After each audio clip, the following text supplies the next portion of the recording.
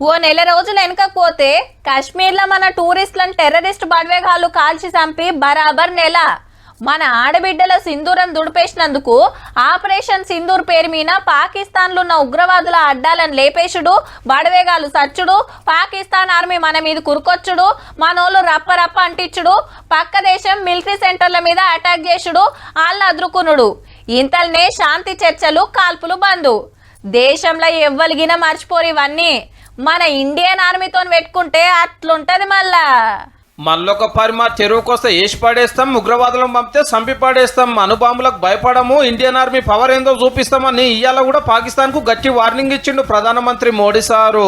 పహల్గామ్ లో 26 మంది టూరిస్టులను terrorist బడివేగాలు చంపినందుకే operation Sindoor చాలు చేసి 23 నిమిషాలనే ఉగ్రవాదుల అడ్డాలు మటాజ్ చేసినాము అనుకొచ్చిండు రాజస్థాన్ లో జరిగిన ఒక మీటింగ్ లా.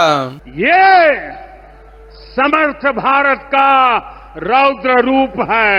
ఒకళ్ళ పక్క దేశంతో చర్చలు చేసేది ఉంటే పాకిస్తాన్ అమరుకున్న కాశ్మీర్ గురించే తప్ప ఇంకో మాటే ఉండదన్నాడు. అయితే పాకిస్తాన్ తోటి కొట్లాటకు మన సైన్యానికి, సెంట్రల్ గవర్నమెంట్ కు ఆ పార్టీ ఈ పార్టీ అని ఏం లేకుండా అందరి మధ్య ఇచ్చిర్రు ఒక్క మాట మీదకి వచ్చి. ఊకుకే మన మీదకి ఉగ్రవాదులను తోలుతున్న పక్క దేశం పని ఇక అవుతుందిరా అనే మోపుకే నడిమిట్ల ట్రంప్ గారు జోరి శాంతి మంత్రాలు చదివి సల్లవాడేసేయండు.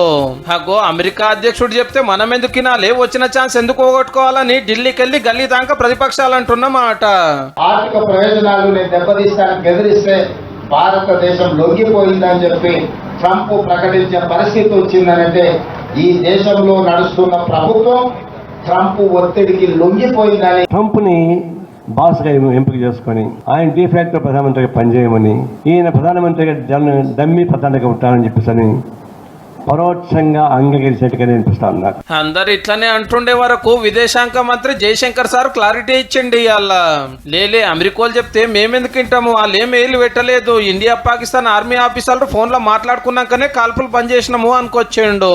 మరి నేనే ఆపిచ్చినా లేకుంటే యుద్ధం అవ్వు, 2 దేశాలు ఆగమవు అని దినాము ట్రంప్ గారు ఎందుకు పొంకనాలు కొడుతున్నాడు? ఆయనను కూడా ఒక మలక అడుగుండ్రి సారు, లేకుంటే మీకు మాట రావట్టే.